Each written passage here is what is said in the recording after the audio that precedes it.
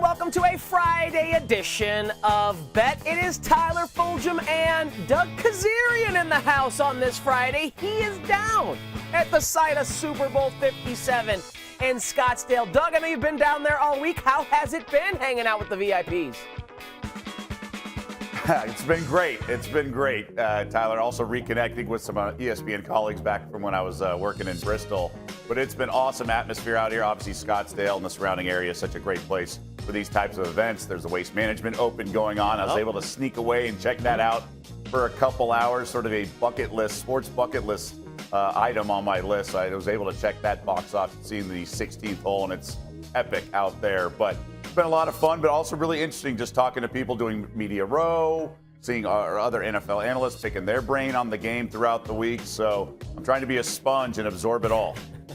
All right, well, our viewers for the next 30 minutes going to absorb a lot of picks as it pertains to Super Bowl 57, hopefully a lot of knowledge.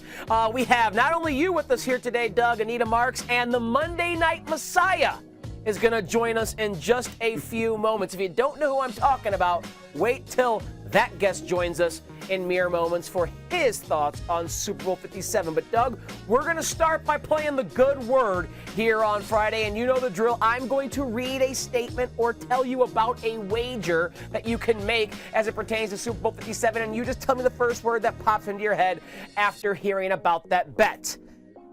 To see a safety in the Super Bowl, Doug, that is a 10-1 wager. What's your good word for a safety at 10-1? Pass. And I don't want to be a Debbie Downer right out of the gates, but I'm going to need more than 10-1. Mahomes is perfectly skilled, even with a bum ankle, to escape the rush. We know that the Eagles obviously led the NFL with the most sacks, and then number 2 was actually the Chiefs. So these are the top 2 teams. But field position would have to play such a key role in this, and I'm going to need more than 10-1. If this were the only prop offered, just this prop, I'd probably bet it for action, but it's not. We have 2,000 props, so I'll pass, but I can't blame anyone for throwing a flyer trying to get 10-1. Yeah, I'm with you in the fact that I will pass, but my word is dangerous because dangerous is the antonym of safety. As in, it's the opposite of what you're expecting to happen. It's not going to happen. And if I did, like you, wager this, I'd have to get 20-30-1 for a safety. I know everyone's going to say, well, what about the safety that kicked off the Super Bowl when the Seahawks beat the Broncos? That's 1 in 57 Super Bowls that you could remember that. So you're just not getting good value here. My word is dangerous, as in the antonym of safety, or this is a dangerous bet for you to make, but who are we to judge? Have a little fun at Super Bowl 57. All right. Next one here, Doug, the good word. The team that scores first does not win the game. Plus 135 for that wager. So I'm going to say in-game, and it's a little bit of a stretch, it's hyphenated, but in-game wagering will play a role in this. So you're basically saying if a team goes up 3-0 or 7-0, in-game is at a better price, and it's not. Again, there's 2,000 props. You want options. You want to kind of seize the opportunity in that regard. And if it was the only one offered, I'd be saying yes. But I think there's better, and you used the word just a moment ago, value. So again, I don't want to be Debbie Downer, but let's say if the Eagles score and go up 7-0, the money line on the Chiefs will be higher than plus 135. Maybe not if it's a field goal. I understand the incentive there, but they'll just be better opportunities for taking plus money on a team that's trailing in the game. So I understand the score first thing and how it happens, and especially if they force a punt and then score first, then there's going to be a higher money line because they'll be getting the ball the second half from a possession standpoint. But I'm going to pass on that because there's better opportunities in game. That's completely fair logic and a great point to make to those who are trying to learn about in-game betting and how to best use that to your advantage. There's a great example that Doug is talking about as it pertains to this particular prop. My word is going to be Patrick Mahomes Magic. No, I'm not stealing all those hyphens. It's just magic. That's my word here. And it has to do with the fact that the most likely team to win the Super Bowl, despite allowing the other team to score first, in my eyes, is the Chiefs. We know how awesome the Eagles are in the first quarter and first half. They score the most points, have the most yards, best point differential in the NFL in the first half this season. And because their offense is so multiple and the Chiefs' defense is good but not as great as Philadelphia's, I can easily see Philadelphia building a lead in this game by potentially scoring the first touchdown. However, it is Patrick Mahomes on the other side, so his magic could lead the Chiefs to a second-half comeback. So if you like this bet, I say the word magic because I think it's Mahomes' magic that would allow the Eagles to score first, but the Chiefs to win that game. All right, this one is juicy, right up your alley here, Doug, because it's a 23-1 proposition that the Eagles will win all 4 quarters. All right, my word, Tyler, is flyer. I like it. Let's take a flyer on this. I've been saying it all week. I think it's virtually impossible to really bet a game on the side or total when both quarterbacks are injured. It just is. I'm sorry. So I'm into props. But with this situation, you want to embrace the unknown, and that's variance. For all we know, the Eagles dominate this game in the trenches, kind of like we saw the Bucs do against the Chiefs when Mahomes was banged up a couple years ago, right?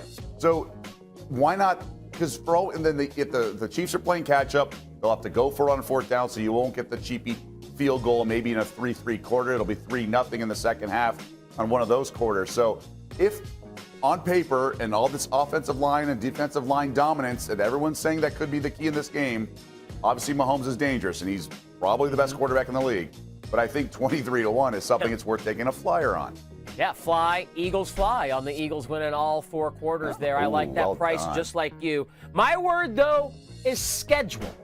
And the reason my word is schedule is because I believe most people will pass on this because they think the Eagles have beaten up on a weak schedule. And now they get the prolific Patrick Mahomes and the legitimate kings of the AFC over the past 5 years, the Kansas City Chiefs. So if you think that schedule that the Eagles have played is a legit problem, pass on this.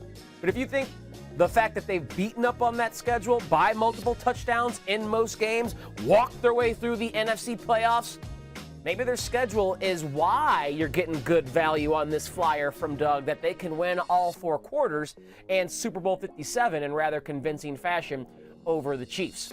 All right, Doug, hang tight for just a second. We're going to get back to you in mere moments so you can return to talking to those odds makers and books on the phone. I saw you looking down there. But now is the time, my friends, to welcome in the Monday Night Messiah. Our buddy Mike Tannenbaum is back with us here on Bet, and it's been so dang long since we've chatted with you, Mike. If you don't know why we call Tannenbaum the Monday Night Messiah, this last year when he was picking Monday Night Football games, I mean, the guy was hitting at like 75-80%, and that is 16-4 record. So, yeah, there it is. That's 80% on Monday Night Football plays. So you may want to pay attention when Mike Tannenbaum talks. All right, I know he's loaded up, hopped up on avocado toast, and even though this game's on a Sunday and not a Monday, Mike T is going to bring us some really good insight. Let's start macro here, all right? Side, total, both. How are you looking at game script? How would you play those 2 big markets when it comes to this Eagles-Chiefs matchup? Great to be with you, Tyler. I think it's going to be a really close game, but ultimately I'm going to go 31-28 Philadelphia. So obviously I see them covering, and they're the better team. They've been the best team in the league. I hate picking against Patrick Mahomes, but this time you have to because of the line of scrimmage. I think Philly controls both sides of the ball. Because of it, they're ultimately a field goal better. I think it gets late, high scoring, so I like the over, and I like the final score to be, again, Philly to cover. 31-28 is what I heard, so that would be a cover by 1.5 points, and the game would go well over at 31-28. I'm glad because that confirms my priors. I see it very similarly. Close, but high scoring with the Eagles pulling out the victory. Now let's talk about Patrick Mahomes. We know he's still dealing with that bum ankle a little bit, but it's been 2 weeks since the AFC title game to recover. His rushing prop, Mike T, is at 19.5. Do you have a conviction one way or the other on that? I have a strong conviction. I like the over here, Tyler. I think when you look at Wiley and Brown, the 2 tackles for Kansas City, I think they're going to struggle against guys like Josh Sweat, Son Reddick, Brandon Graham, amongst others. Because of it, I think you're going to see Patrick have to move. I think the extra week's going to help the ankle. I think he's going to go past 19.5 pretty easily. I like that strong conviction with the over for Patrick Mahomes. And again, I tend to agree. I think he's going to see some pressure, and we may be underrating how healthier his ankle is with 2 weeks of rest. Now, he's not the only QB dealing with an injury or an ailment. We know for Jalen Hurts on the Eagles side, it's that bum shoulder. But again, 14 full days to get that bad boy right. His passing prop is 237.5. Same question here. Strong conviction either way? Yeah, I like the under. How about this stat? This is amazing, Tyler. Jalen Hurts has thrown the ball 22 times in the second half this season when he didn't have the lead. That shows you how dominant they've been. And I think the key to their success is balance in the second half. They're going to throw early and try to stay balanced. And because of it, I think we're going to look at some runs in the second half. And I think that's going to limit Jalen Hurts' production. And I like the under at 237.5. Yeah, I mean, he hasn't even barely sniffed 150 yards in either playoff game. But again, those game scripts, they were blowing the Giants and the 49ers out. We think it'll be a little closer there, but you still like the under for Jalen Hurts. All right, Mike T, when you're looking at both sides, and there's always seemingly a name that pops up out of nowhere in Super Bowl lore to make a big play or big plays and change who wins or loses this game, who would be an X factor for our viewers to keep an eye on for this year's matchup? Hassan Reddick. Defensive end, Philadelphia, ironically from the Arizona Cardinals, a little bit of a home game for him. And again, we just talked about the two tackles for the Chiefs. I think they're going to struggle in this matchup. I think Reddick's been the best pass rusher, that maybe a little bit under the radar, but he's been outstanding all year. And I think he's going to be the big difference in this game. And I think he's really what can neutralize the great Patrick Mahomes. I think it's really the key of the game. If the Chiefs can handle Reddick in that pass rush, they have a real chance to win. If not, it could be a long day for Kansas City. So I think Hassan Reddick is a big, big X factor here. He has been a big, big X factor seemingly every game the Eagles played, especially that NFC title game with the way he was getting after Brock Purdy, Josh Johnson, and whoever was able to take snaps for the 49ers. All right, finally, again, you said you like the Eagles to win a high-scoring, close game. If we take a look at the MVP odds market, 4 of the top 6 selections are Philadelphia Eagle players, with Hurts having the shortest odds, backed up by Mahomes and Kelsey. Then it's A.J. Brown, Devontae Smith, Miles Sanders. If you had to make a bet on a Super Bowl MVP, would it be one of those names up there or someone else? Hassan Reddick. There you go. I like him as the MVP. We're talking about Hurts and Mahomes coming in. We'll be talking about that Philly defensive line and Hassan Reddick on the way out. Yeah, Hassan Reddick will be a really nice payday at 35-1 if Mike T is right. Maybe it's a final drive sack, strip sack that seals the game against Patrick Mahomes as he's trying to drive for that game-time field goal or game-winning touchdown. He's the Monday Night Messiah, giving us some Sunday gems for Super Bowl 57. Mike Tannenbaum, always a pleasure having you join us here on Bet. Enjoy the game, Mike. Thank you. Great to be with you.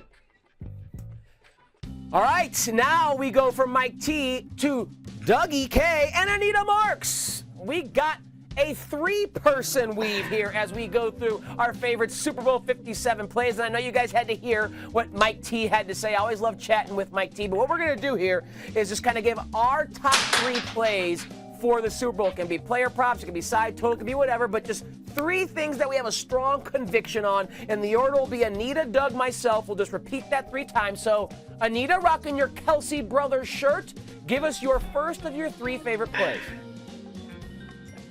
So I love the Travis Kelce anytime touchdown. Talked about it on Daily Wager earlier today. Dude's been an absolute beast. 5 consecutive touchdowns in the postseason, 11 of his last 14 games as well. This is an Eagles team. They're not the greatest in regard to defending tight ends from scoring touchdowns. And I love the fact that there are records to be broken here, or broke. Am I pronouncing that properly? You've got Brady and Gronk, who've scored the most touchdowns in the postseason as a duo. If Mahomes and Kelsey score 2 touchdowns, they surpass Tom Brady and Gronk. Kelsey only needs 1 touchdown to surpass Gronk to become the second most recipient of touchdowns in the postseason behind Jerry Rice. So that's my first. My second is Hurts over rushing yards. Listen, Kansas City, this is how you can beat them. We saw it with Joe Burrow in their last game, right? Kansas City, very weak against opposing quarterbacks who like to run the football. And even though it's 2 weeks since we've last seen Hurts play, I still believe that his shoulder is going to be an issue. And so I think he's really going to have to produce on the ground, and I expect him to go over his rushing total. And last but not least, it's my favorite. I've saved the best for last, and that's the Eagles to be up at the half as well as at the end of the game. We know how great this Eagles team is in the first half. 14-5 against the spread so far this season, 4-1 their last 5 games. And I just all around, I do believe the Eagles are the better team. We've been talking about it all week. At least I have. Right? I just think they check all the boxes, and it's one in the trenches. So for me, those are my 3 best bets, guys. All right, Anita gets a gold star from our producer because she followed directions. We are supposed to go all 3 with each of us. I was saying we're going to whip around the fact. No, Anita, you did it right. You gave all 3 of your favorite plays there. So Weimer, happy with you as you're rocking the Kelsey Brothers, Step Brothers satire shirt. That is fantastic there. All right, Doug, you're next. So I will correct myself. All 3 of your favorite Super Bowl 57 plays for the people. Yeah, I really like the prop market, as I was saying earlier. Just obviously the injuries of the quarterbacks kind of give us opportunities, but there's some things we can really kind of play to the storylines of the game. We know Mahomes has an injured ankle, and we know this Eagles defense is super stout, and they're going to want to put pressure on him.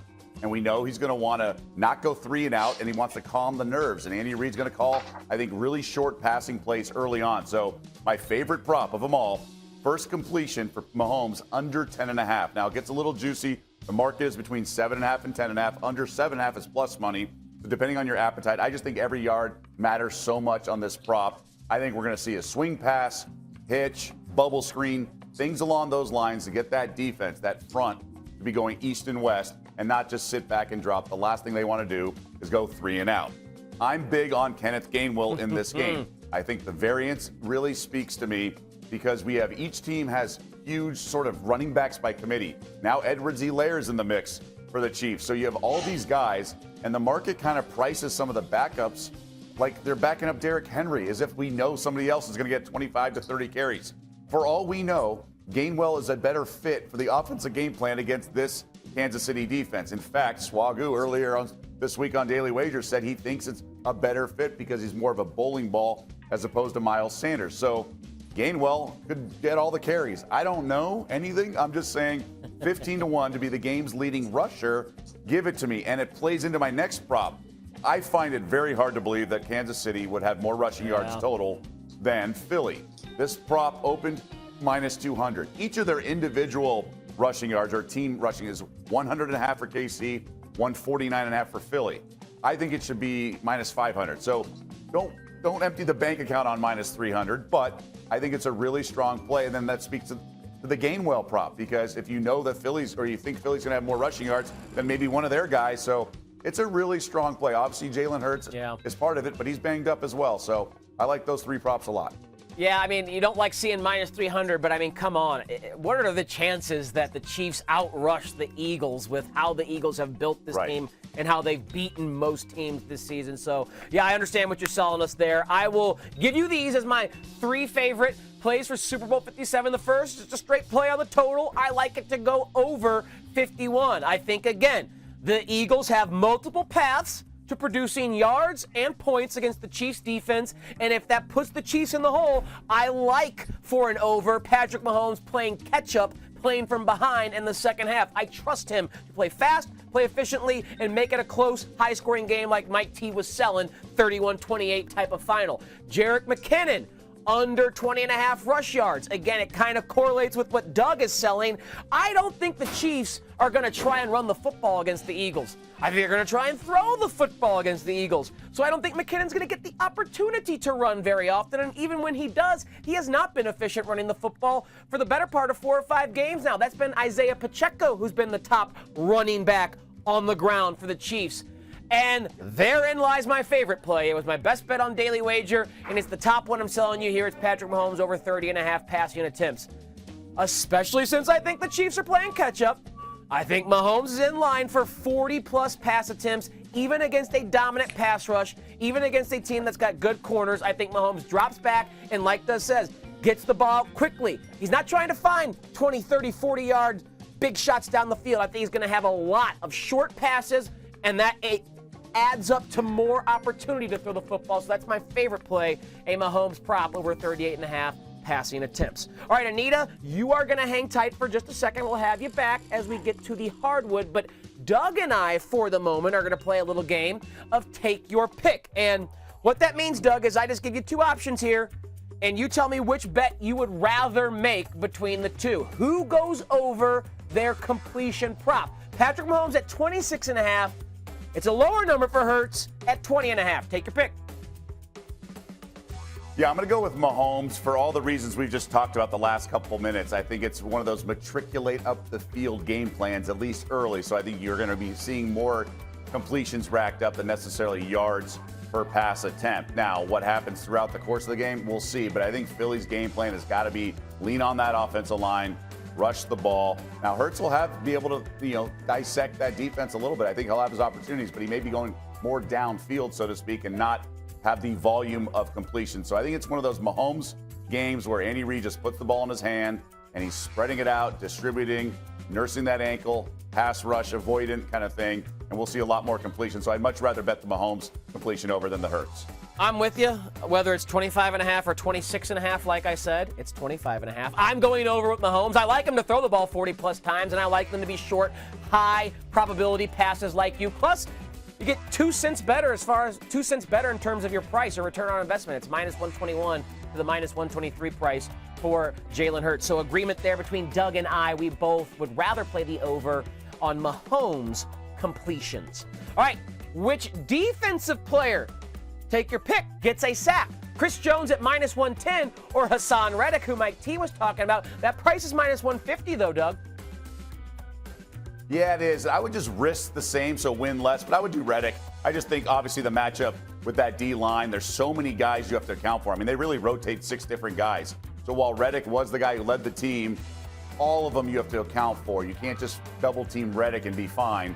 So because of that, just overwhelming pass rush, I think Reddick's more likely to get it. And obviously, I'm going to lean on the O-line to protect him from any Kansas City pass rusher. I'm with you, too. I usually yield to price here, but I just think the opportunity for Hassan Reddick is going to be so much greater than Chris Jones. I think the Chiefs will drop back to throw the ball 10, 15, maybe even 20 more times in this game than the Eagles will. So more opportunity gives us higher probability for a guy who's one of the top sack artists in the NFL this season. So even though I got to pay an extra 40 cents there on the price, I'm okay going Hassan Reddick because I think the logic dictates he'll have more opportunity. Finally, take your pick. Douglas, which team, if any is to, wins both halves? Chiefs are plus 190, Eagles are plus 160. Yeah, I think both are good answers. Again, this speaks to the variance. I know a guy who's pretty sharp who's laying 7.5 points with KC plus 300. I think anything goes with these plus money opportunities, but I would take Philly. They have a better chance to dominate than Kansas City does. Mahomes can make the plays and everything, but there is sort of a path to victory for a convincing Philly win. If they dominate the trenches like some suspect they will, I think that could really be the trick. And like I mentioned earlier, just Kansas City may have to go for it on 4th down the second half, so they may not get many points if they are unsuccessful. So it's 3-way betting each half. I think Philly has a chance to win both halves. I would do that prop. Yeah, I'm tempted by Kansas City, but I think you swayed me there to the No, I'm going to go Kansas City. We can't agree on all of them, Douglas. I'll take the extra 30 cents smart. there. And while I do think it is more likely that the Eagles win both halves, like I said, I think the first half especially, even though Kansas City's a great first-half team too, no one was better in the NFL this year than the Philadelphia Eagles. I'll go Kansas City here in kind of a contrarian play, but I'm also getting a little bit better return on investment with that contrarian play because most people seem to think that the Eagles are either going to win this game convincingly. There's not a lot of people saying the Chiefs are going to win it convincingly. So I'll allow for us to at least put that into the ether so that people can't say, you all picked the Eagles and all you ever did was no one talked about the Chiefs, blah, blah, blah. So there's our way of saying, yeah, it's possible the Chiefs dominate this game because they're that good and Mahomes is that good as well. All right, look, who's popped back up to hang out with us? It's Anita Marks, as promised. All right, we are moving to the NBA play of the day. It's a very loaded Friday schedule in the NBA, and you can watch a couple of those games on ESPN. So, Anita, why don't you kick us off with your favorite NBA play for tonight? Yeah, give me the Cavs. I'll lay the 3 going up against the Pelicans. As we know, the Pelicans getting a little bit healthier, but still not healthy. Zion is still not back. They're 3-10 their last 13 games. They lost the Cavs back in mid to late January by double digits.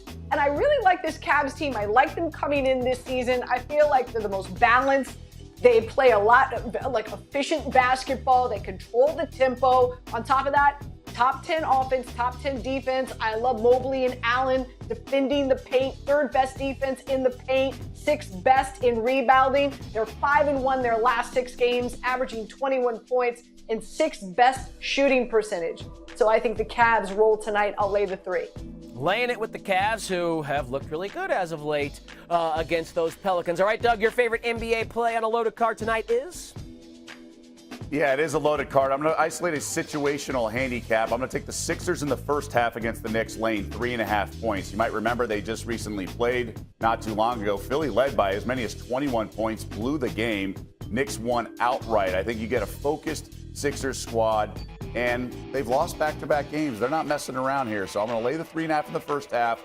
I like the first half because the game line is 6, and it just gets into like that wonky stretch with like free throws and chucking threes at the end if it's sort of that weird situation. I'd rather play a full 24 minutes in this case and get a team, you don't have the fouling and the wackiness at the end. All right, he likes a first half 24-minute play there with the Sixers against the Knicks. I will wrap it up with a game we'll see late tonight on the West Coast in LA. It's the Clippers and Bucks going under the total. First of all, Clippers games have been under machines all season long at home. When the Clippers have played at home, that's 26 times this season, 21 of those games have gone under. That's 81% of their home games have gone under. Now tonight, no Chris Middleton. He's sitting out after the Bucks took care of the Lakers. And on the Clippers side, there's still no Kawhi Leonard, and all those players they traded for, Bones Highland, Mason Plumlee, and Eric Gordon, they won't be available either. Giannis also has a questionable tag, so we'll see if Mike Budenholzer rests him as well. Bottom line is, neither team likes to play fast. A lot of firepower is missing on both sides, and Clippers games at home have been under machines all year long. I'll keep riding that trend and hope we get it here with a Friday Night Affair Crypto.com arena. All right, Anita, we will say farewell to you on this Friday. Thanks for helping us out with your 3 favorite plays for Super Bowl 57 and on the NBA hardwood. Enjoy the game with a big old bottle of wine, my friend. You know me. All right, Douglas, our turn to wrap it up with the Billy G. Before I let you go is the acronym there. So what we want to give to our viewers here before we let them go and sign off for the weekend is one piece of betting advice for the Super Bowl. And Doug, you are as sage as any better we have out here in the desert. So what's one piece of advice for those novice, moderate, or pro when betting a Super Bowl? So this sort of rule of thumb leans into all sorts of betting. People complain about the NBA and they're like, oh, there's too many runs. You're down 20, then you get the lead. Well, I embrace it and I try to do live betting because of it instead of just fighting and complaining.